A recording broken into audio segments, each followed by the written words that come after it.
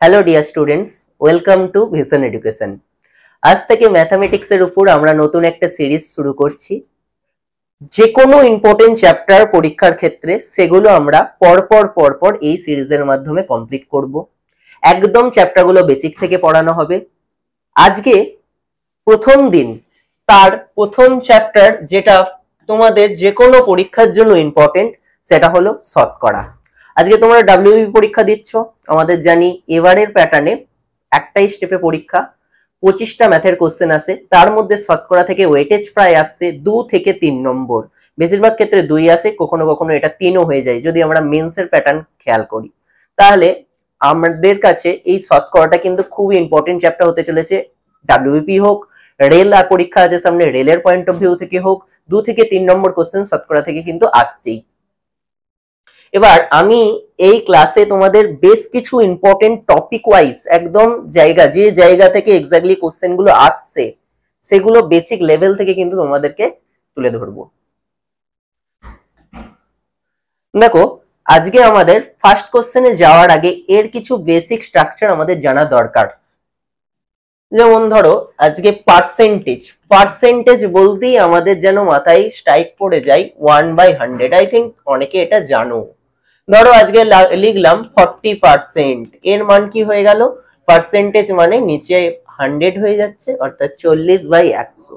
এবার 0 0 কেটে দাও, 2 2 এ 4, 2 5 10, অর্থাৎ এটার মান কত হয়ে যাচ্ছে? 2/5। আমি জাস্ট একটা এক্সাম্পল দিয়ে দেখালাম যে কোনো পার্সেন্টেজটাকে আমরা কিভাবে ডিনোট করে এর সরলীকরণ করা পসিবল হয়।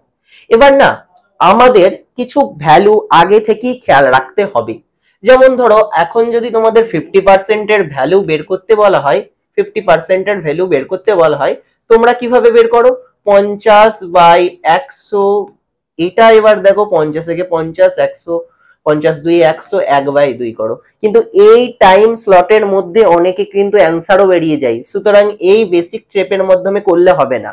আমরা শিখবো, কিন্তু জিনিসটার মূল থেকে শিখবো। কিভাবে হয় সেটা আমি বলে দিলাম, কিন্তু যে জায়গাগুলো আমাদের মুখস্থ রাখতে হবে স্পিডি ক্যালকুলেশনের জন্য, সেই জায়গাটা আমরা চলে আসছি। যেমন ধরো, আজকে আমাদের যে ফিক্সড ভ্যালুগুলো খেয়াল রাখতে হয়, 66.66% বা 66.2/3%, এটাকে আমরা ডিনোট করতে পারি 2/3 দ্বারা। 100% মানে 100/100 একই হয়। আর কি কি ভ্যালু আমাদেরকে খেয়াল রাখতে হবে?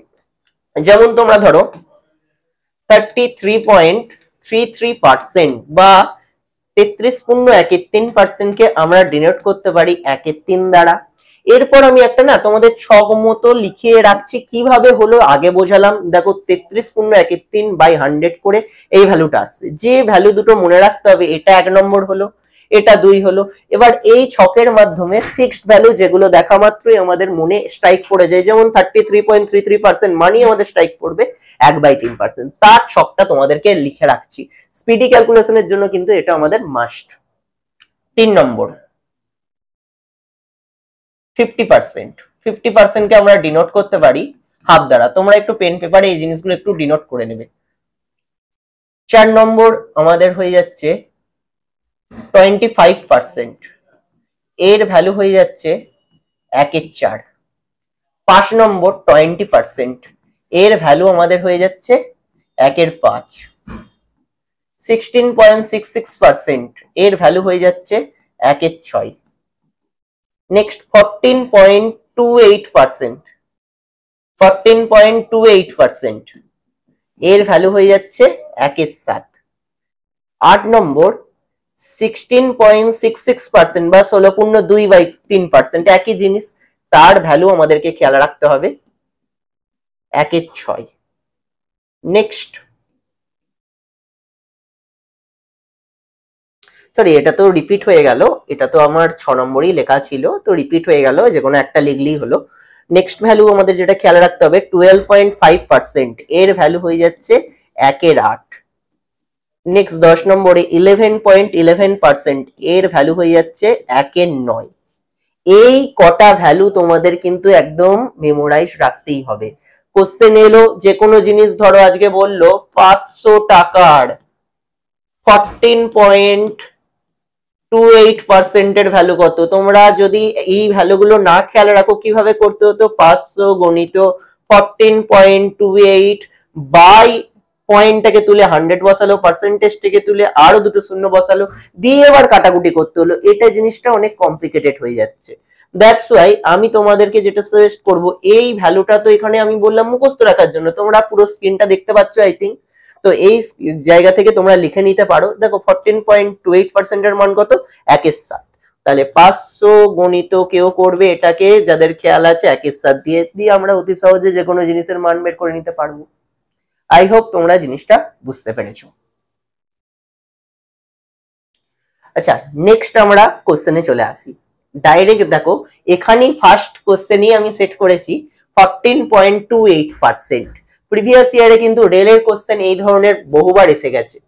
দেখো 280 আছে, এর 14.28, যাদের ভ্যালু খেয়াল নেই তারা কি করবে, 14.28 বাই 100 করবে, পয়েন্ট তুলবে, হিউজ টাইম চলে যাবে, ওইখানেই 10 জন তোমাদের থেকে লিড পেয়ে যাবে। তাহলে আমাদেরকে কি করতে হবে, এই 14.28% এর ভ্যালু কত?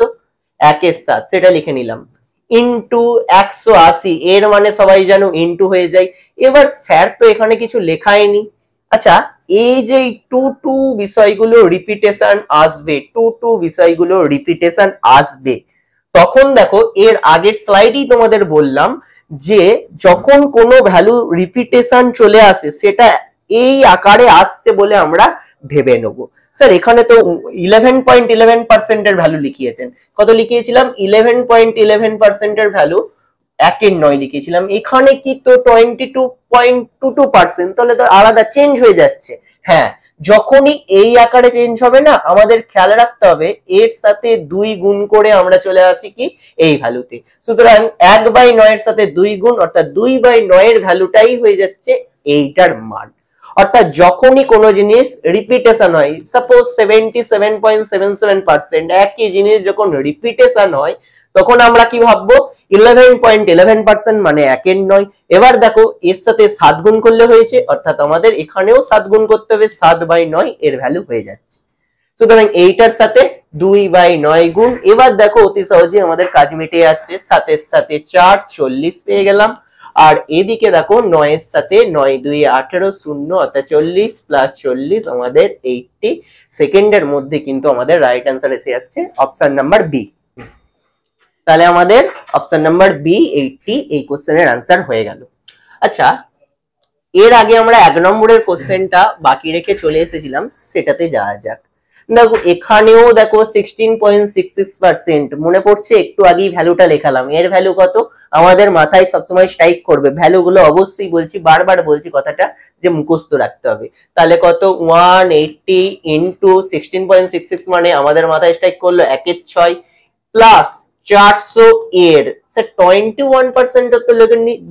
দেখো যদি একদম পয়েন্টের বিষয় না আসে আমাদের স্ট্রেট কাট 21/100 করে দাও। যদি পয়েন্টের বিষয় আসে কমপ্লিকেটেড পার্ট, পয়েন্ট তুলতে গেলে নিচে দুটো শূন্য বা একটা শূন্য, এই অ্যাড অনের দিকে আমরা যাব না। কিন্তু ইজি ভ্যালু হলে এইটার ক্ষেত্রে কিন্তু আমাদের বেশি সমস্যা সৃষ্টি হচ্ছে না। দেখো 6 দিয়ে 6 3 18, 0 30 পেলাম, আর এদিকে দুটো শূন্য চলে গেল, 21 গুণিত 4 কত হয়ে যাচ্ছে? 84। তাহলে আমাদের রাইট অ্যান্সার কত হয়ে যাচ্ছে? 184 প্লাস 30 আমাদের 114 কিন্তু রাইট অ্যান্সার হয়ে যাচ্ছে। সুতরাং option number B is the right answer. আচ্ছা, নেক্সট একবারে আমরা 3 নম্বরের কোশ্চেনে চলে যাব। টাইপ 1 তোমাদেরকে মোটামুটি কমপ্লিট করলাম, যে ধরনের কোশ্চেন গুলো 1 লাইনের ফর্মে আসে এবং আমরা ইজি গুলো করে অভ্যস্ত, কিন্তু পয়েন্ট দিয়ে এসে গেলে কিভাবে করবে সেই জিনিসগুলো আমি প্রথমে তোমাদের টাইপ 1 এর মাধ্যমে বোঝানোর চেষ্টা করলাম। এবার আমরা চলে আসি কত? Type 2 question. টাইপ 2 কোশ্চেন কি? প্রিভিয়াস ইয়ারে দেখবে ডব্লিউবিপি, কেপি সমস্ত জায়গাতেই এসেছে। 30 কুইন্টাল 2 মেট্রিক টনের কত শতাংশ? সবসময় খেয়াল রাখবে যেটা সাপেক্ষে বলেছে, অর্থাৎ যার নিচে এর আছে, যার সাথে এর আছে সেই জিনিসটা নিচে চলে আসে।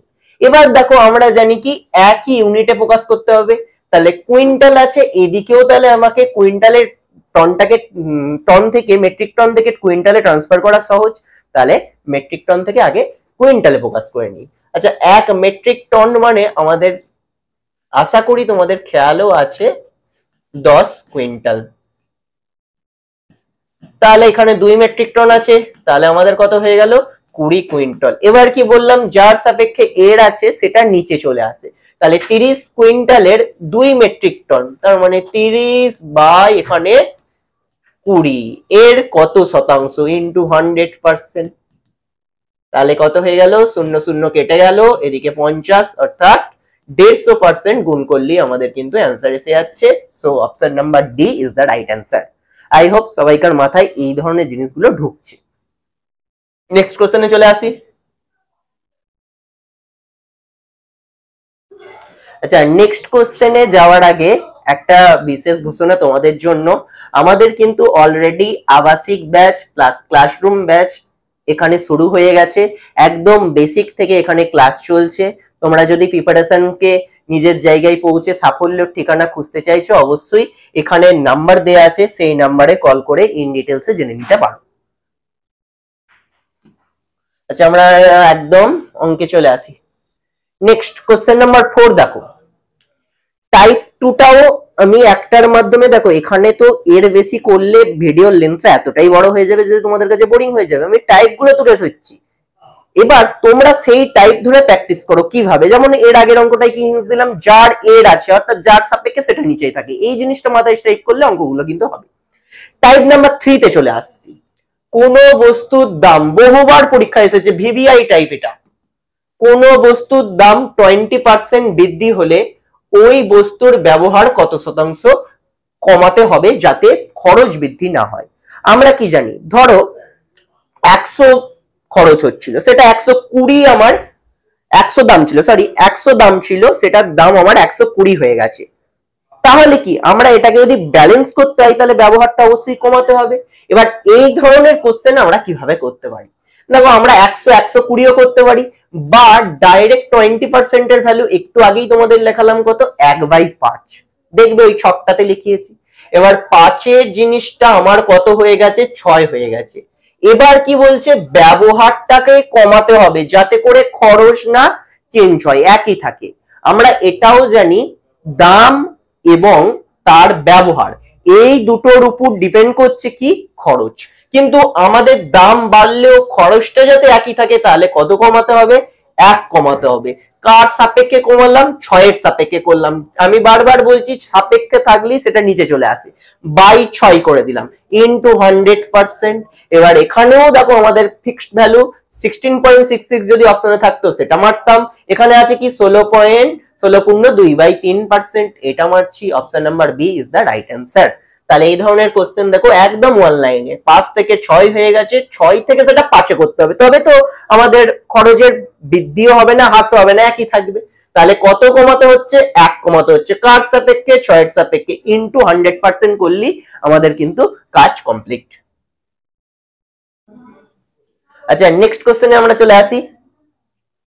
আপেলের মূল্য 25% কম হওয়ায় একজন গ্রাহক এত টাকায় 2 কিগ্রা বেশি আপেল পায়, হ্রাস পাওয়া মূল্য কত কিগ্রা হবে। বহুবার রিপিট হয়েছে কোশ্চেনটার টাইপ, বহুবার রিপিট হয়েছে। দেখো এই ধরনের কোশ্চেন সবচাইতে শর্টকাট কিভাবে করা যায়, টাইপ আমরা 4 চলে এসেছি। আপেলের মূল্য এত পার্সেন্ট কম হওয়ায় এত টাকায় 2 কিগ্রা বেশি আপেল পাই।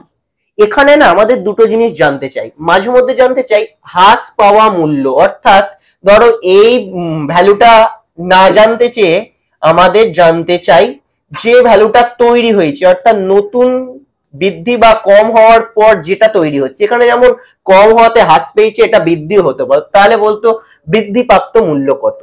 এই দুটো জিনিস জানতে চাই, যদি হ্রাসপ্রাপ্ত বা বৃদ্ধিপ্রাপ্ত মূল্য বলে তাহলে এইটা হবে।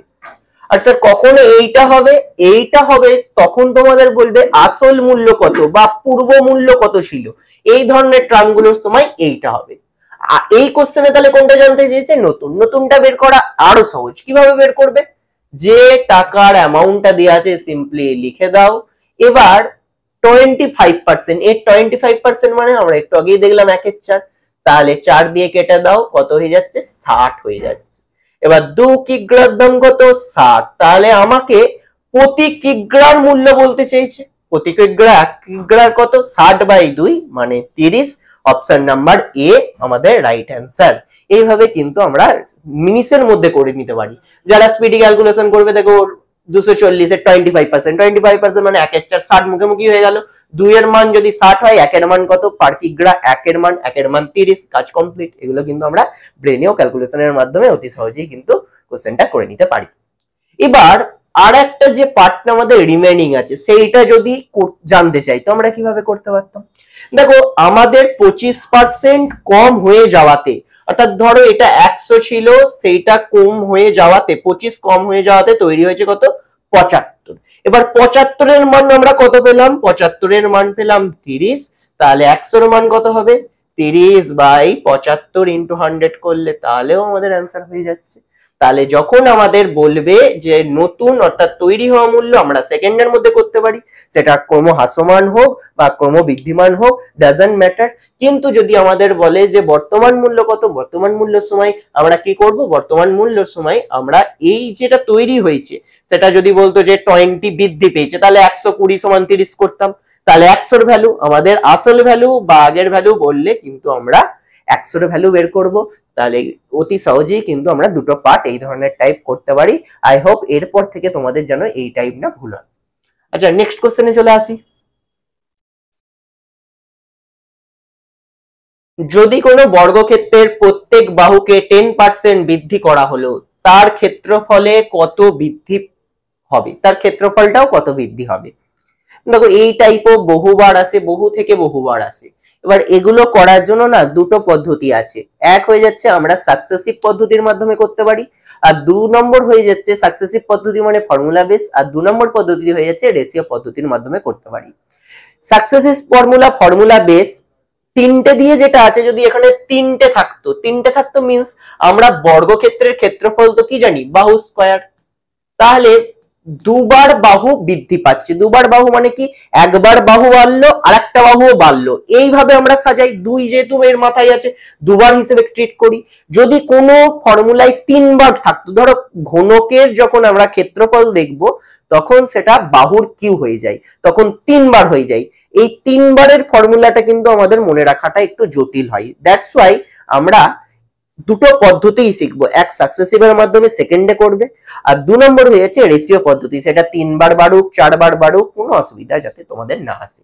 দেখো আগে আমাদের প্রাথমিক এটা সবাই আমরা ছোটবেলা থেকেই পড়ে আসছি যে বর্গক্ষেত্রের ক্ষেত্রফল মানেই হয়ে যাচ্ছে বাহু স্কয়ার, দুবার বাহু তার মানে বাড়ছে।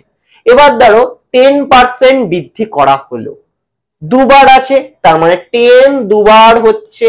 এবার সাকসেসিভ 1 নম্বর তোমাদের যেটা শেখাচ্ছি, সাকসেসিভ দিয়ে কি করব, আমাদের ফিক্সড ফর্মুলাটাকে লিখে নি a plus B plus A B by 100। এখানে দেখো দুবারই বৃদ্ধি হয়েছে, দ্যাটস ওয়াই প্লাস সাইন নিচ্ছি দুবার।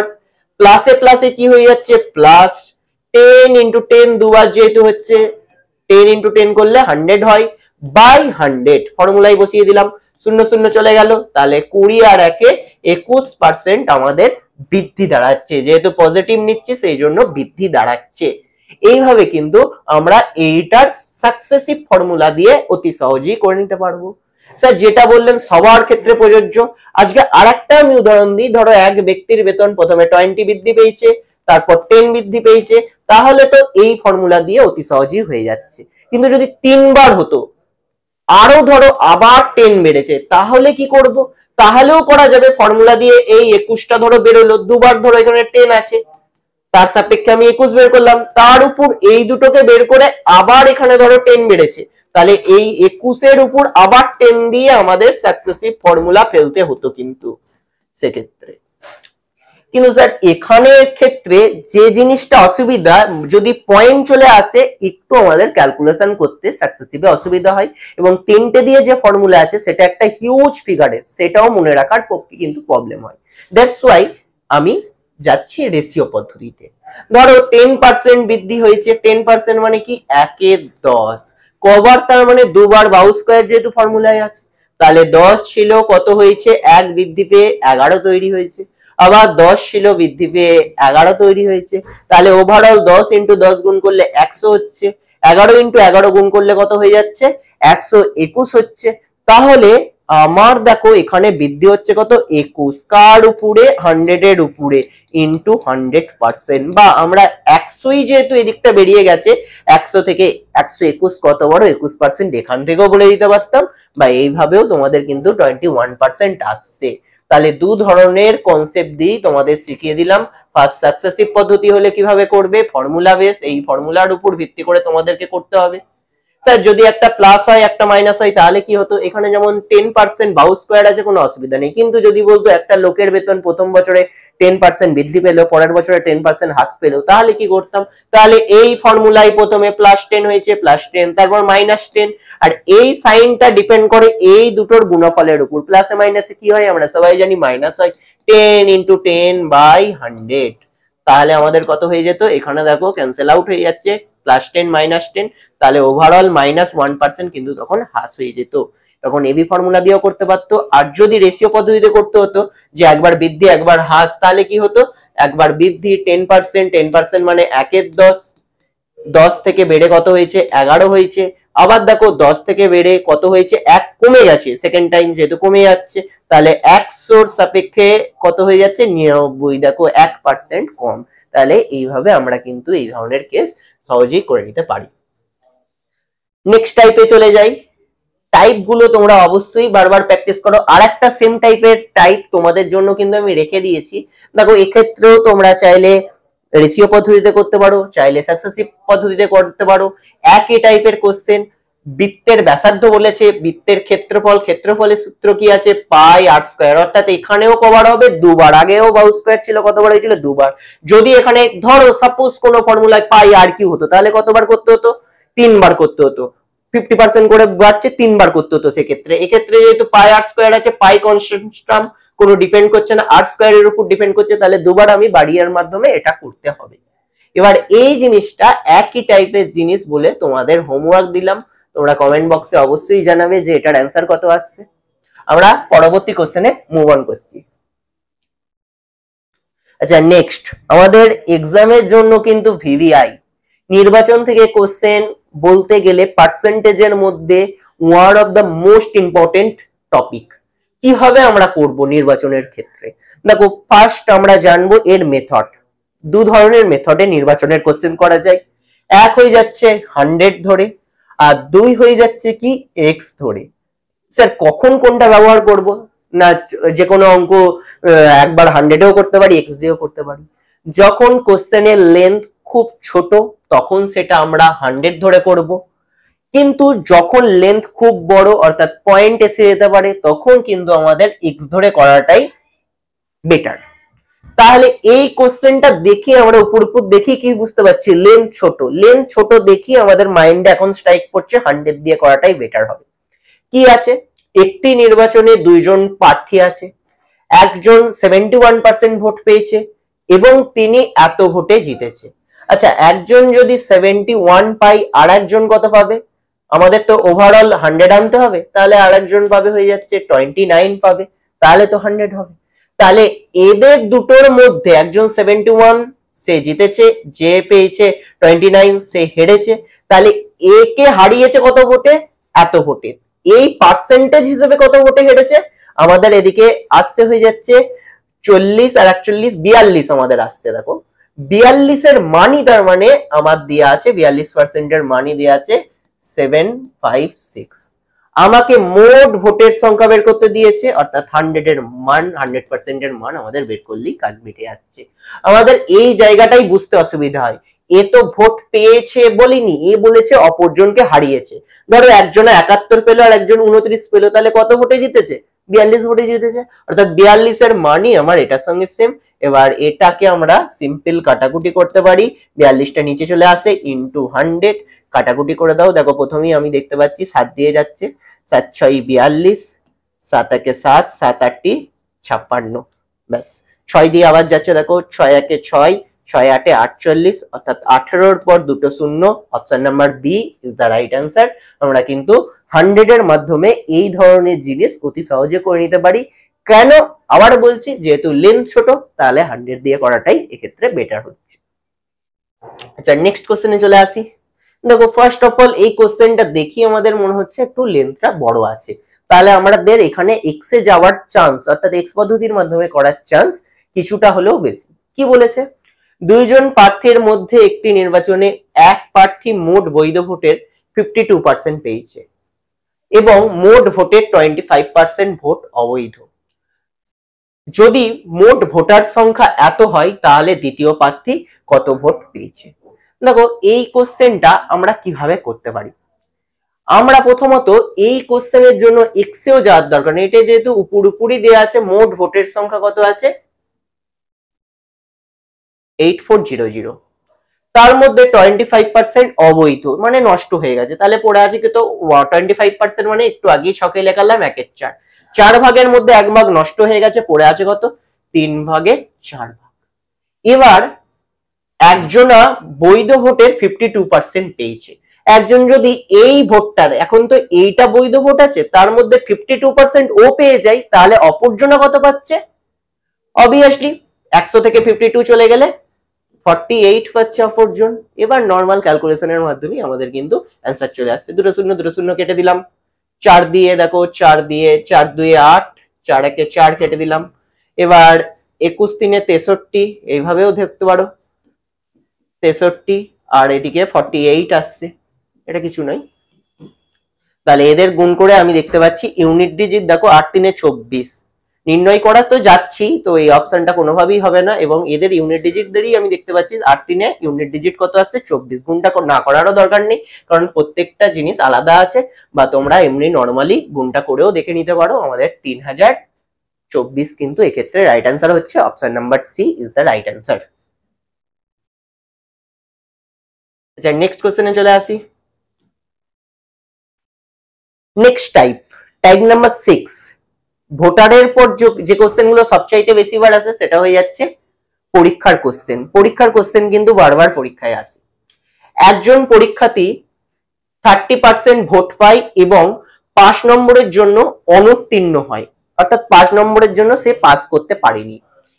অন্য এক পরীক্ষার্থী 40% নম্বর পায় এবং আবশ্যক ন্যূনতম নম্বর থেকে 10 বেশি পাচ্ছে, তাহলে উত্তীর্ণ হওয়ার জন্য আবশ্যক ন্যূনতম কত নাম্বার দরকার, ভালোভাবে বোঝো, একটু ডায়াগ্রামে আগলে এটা আমাদের ক্লিয়ার হবে।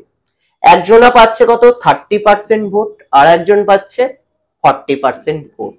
যে 30% পাচ্ছে সে 5 নম্বরের জন্য অনুত্তীর্ণ হয়, অর্থাৎ এখান থেকে 5 নম্বর বেশি পেলে সে হয়তো উত্তীর্ণ হতো, আর যে 40% ভোট পাচ্ছে সে 5 নম্বর থেকে 10 আবশ্যক ন্যূনতম নম্বর থেকে 10 নম্বর বেশি পাচ্ছে, অর্থাৎ এইখানে সে 10 কম পেলেও সে পাস করে যেত, অর্থাৎ মাঝের গ্যাপ কত সৃষ্টি হচ্ছে 15, পার্সেন্টেজ হিসেবে কত 10%, অর্থাৎ 10% এর গ্যাপ এখানে কিন্তু 15 ভ্যালু আমাদের সৃষ্টি করছে।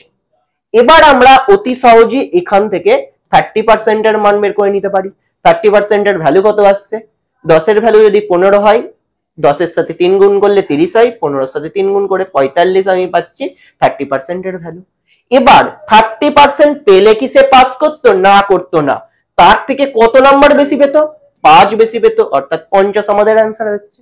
এটা যদি ঘুরিয়েও করতাম 10% এর ভ্যালু 15, 40% এর ভ্যালু কত, 40% এর ভ্যালু 4 গুণ করলে আসছে 15 4 60, এইটা যখন পেতাম তখন দেখো 10 নম্বর কম পেলেও আমি পাস করে যেতাম, তাহলেও কিন্তু আমাদের সেই 50 আসছে। যদি বেশিটা ধরো যেহেতু 10 নম্বর লিডে থাকছো সেই জন্য 10 বিয়োগ করে দাও, যদি কমটা ধরো 5 নম্বর বেশি করে দাও, তাহলেও কিন্তু আমাদের অ্যান্সার কত এসে যাচ্ছে, option number A is the right answer. আচ্ছা নেক্সট আরো একটা পরীক্ষা সংক্রান্ত তোমাদের কোশ্চেন দিয়েছি। একজন পরীক্ষার্থী 30% নম্বর পায় এবং এত নম্বরের অনুত্তীর্ণ থাকে, আর এক পরীক্ষার্থী 52% নম্বর পায় যেটা উত্তীর্ণ নম্বরের থেকে 24 বেশি। একই জিনিস 30% যখন পাচ্ছে তখন তার মাঝে এখনো 108 পেতে হতো, আর যখন সে 52% পাচ্ছে তখন সে 24 নম্বর লিডে আছে, অর্থাৎ 24 নম্বর কম পেলেও কিছু অসুবিধা হতো না। তাহলে বলছে উত্তীর্ণ হওয়ার জন্য কমপক্ষে কত শতাংশ নম্বর প্রয়োজন, অর্থাৎ এদের মাঝের গ্যাপ কত সৃষ্টি হচ্ছে। এদের মাঝে গ্যাপ সৃষ্টি হচ্ছে 22%, এবং নাম্বারের গ্যাপ আমি যদি বলি কত সৃষ্টি হচ্ছে 132 আমাদের এখানে নাম্বারের গ্যাপ সৃষ্টি হচ্ছে। তাহলে এই জায়গাটাকে আমরা কিভাবে সলভ করতে পারি? আমাদের বলছে উত্তীর্ণ হওয়ার জন্য পার্সেন্টেজ কত নাম্বার দরকার, অর্থাৎ 132টাকে আমরা 22% করে নিতে পারি। এবার দেখো কেউ 108 নাম্বার পেলে 30% থেকে 108 বেশি পেলে কিন্তু 5 মার্কস চলে আসতো, বা এখান থেকে 24 কম পেলেও 5 মার্কস চলে আসতো। তাহলে আমি 24 এর কথা ভাবি, 24 এর জন্য পার্সেন্টেজ কত হচ্ছে 22/132 ইন্টু 24, 22 দিয়ে দেখো 22 6 চলে আসছে, 6 দিয়ে 6 4 24 চলে আসছে, অর্থাৎ 52% থেকে 4%। আগেরটায় যেমন নাম্বার বাড়ালাম, এক্ষেত্রে কি বাড়াতে হচ্ছে পার্সেন্টেজের এদিক ওদিক করতে হচ্ছে, অর্থাৎ 52% থেকে 4 কম অর্থাৎ 48%এও আমাদের কিন্তু 5 মার্কস চলে আসছে। অপশন নাম্বার ডি এক্ষেত্রে রাইট অ্যান্সার হয়ে গেল। তাহলে দেখো দুটো টাইপ, এক নম্বর টাইপে আমরা কি করলাম যে পার্সেন্টেজ দেয়া আছে সেখান থেকে নাম্বার বের করলাম, আর 2 নম্বর টাইপে কি আছে আমার নাম্বার দেয়া আছে সেখান থেকে পাস মার্কস কত আসছে সেটা কিন্তু আমরা অতি সহজেই বের করতে পারলাম। আচ্ছা নেক্সট কোশ্চেন, এই টাইপও পরীক্ষায় আসতে দেখা যায়, আমরা সেকেন্ডের মধ্যে এই টাইপটা করে নিতে পারি। কি বলছে দেখো, একটি মেশিনের ক্রয় মূল্য এত টাকা, যদি এর 10% বার্ষিক হারে মূল্য হ্রাস পায়, অর্থাৎ প্রত্যেক এক বছরে 10% করে কমছে, তাহলে 3 বছর পর এর মূল্য কত হবে সেই জিনিসটা আমাদের জানতে চেয়েছে। আমাদের না এই ধরনের দুটো টাইপ হয়, এক হয়ে যাচ্ছে যে বাড়া মূল্যটা বলে দেয় দিয়ে বলে আগে কত ছিল, আর এই টাইপটা কি সেকেন্ড টাইপে কি বলছে মেশিনের মূল্য দিয়ে বলছে যে পরবর্তী ক্ষেত্রে এটা কত হবে তার মূল্যটা জানতে চাই। এই দুটো টাইপ কিন্তু আমাদের পরীক্ষায় বারবার রিপিটেশন ঘটে। আগে আমি ক্রয় মূল্যটা লিখে নিলাম, ক্রয় মূল্য কি আছে 1 2 3 4 5টা শূন্য আছে। এবার দেখো 10% হারে মূল্য হ্রাস পাচ্ছে, 10% মানে একটু আগে ছকে তোমাদের দেখালাম 1/10, অর্থাৎ 10 ভাগের মধ্যে 1 ভাগ কমে যাচ্ছে, কত হয়ে যাচ্ছে 9/10 তৈরি হচ্ছে। এই জিনিসটা কি 1 বছরের জন্য হচ্ছে না, 1 বছর নয়, কতবার আছে 3 বছর, তাহলে কতবার আমি এটাকে গুণ করব 3 বার গুণ করব। যদি এখানে 2 বছর থাকতো তাহলে কতবার গুণ করতে হতো, অবভিয়াসলি 2 বার গুণ করতে হতো। এবার নরমাল আমাদের গুণ করলেই কাজ মিটে যাচ্ছে, 0 0 0 কেটে গেল। এবার দেখো অপশনে প্রত্যেকটাতেই শূন্য আছে, শূন্য থাকুক, আমরা দেখো 9 9 81, 81 2 কত বলতে পারি 162, আমাদের 162 এর পর দুটো শূন্য। আচ্ছা 162 তো এখানে অপশনে নেই, আচ্ছা তিনটে এখানে নয় ছিল, সরি এই জায়গাটা আমার মিস্টেক হয়ে গেল, একটু দেখে নাও। 999 729 আর এখানে 200, অর্থাৎ 9 2 18, যার ইউনিট ডিজিটে 8 আছে, দুটো শূন্যর পর কোথায় আছে অপশন নাম্বার সি তে আছে, অপশন নাম্বার সি আমাদের অ্যান্সার, বা তোমরা গুণটা করেও দেখে নিতে পারো 145800 ইজ দ্য রাইট অ্যান্সার। আচ্ছা লাস্ট কোশ্চেন আমাদের চলে এসেছে, লাস্ট কোশ্চেনে চলে আসি। ফলের মূল্য 30% কমালে তার বিক্রি 40% বৃদ্ধি পায়, এর ফলে বিক্রয় মূল্যের উপর কি রূপ প্রভাব ঘটে। দেখো এই জিনিসটা দুটো পদ্ধতি একটু আগেই আমাদের আলোচিত হলো, এক হয়ে যাচ্ছে সাকসেসিভ রুলের মাধ্যমেও করতে পারি, আর 2 নম্বর হয়ে যাচ্ছে আমাদের রেশিও পদ্ধতির মাধ্যমেও করতে পারি। দেখো এই যে কোশ্চেনটা আছে দুটো যেহেতু আছে না, দুটো থাকলে আমাদের প্রায়োরিটিটা বেশি দিতে হবে সাকসেসিভ পদ্ধতিতে, অর্থাৎ ফর্মুলা মেস, একদম সিম্পল জিনিস। একটু আগেই তোমাদের লেখালাম a + b + ab/100, এই রুলে ফেললে কিন্তু আমরা সাকসেসিভ পদ্ধতিতে অতি সহজেই করে নিতে পারি। দেখো 30% কমালে 30% -30, তারপর 40% বৃদ্ধি হয়েছে +40। এবার এইটা কি বললাম, এই দুটোর সাইনের গুণফলের উপর ডিপেন্ড করছে, মাইনাসে প্লাসে কি হয়ে যায় অবশ্যই মাইনাস হয়ে যায়, তাহলে 30 × 40/100, তাহলে এখানে 10 আর এই দুটো কেটে গেল, তাহলে ওভারঅল 12, অর্থাৎ মাইনাস যদি বেরোয় তার মানে হ্রাস পেয়েছে, যদি প্লাস বেরোয় তাহলে বৃদ্ধি পেয়েছে। এখানে কি বেরোলো -2, অর্থাৎ 2% আমাদের হ্রাস পেয়েছে। আই থিঙ্ক এই অবধি তোমাদের বুঝতে কোনো অসুবিধা হয়নি। তো আজকে এই অবধি ছিল তোমাদের ক্লাসটা। যদি ভিডিওটা পছন্দ হয়ে থাকে একটা সাবস্ক্রাইব করে দিও এবং কমেন্ট করে জানাও তোমরা আর কি টপিকের ক্লাস চাইছো আমাদের থেকে। Thank you everyone.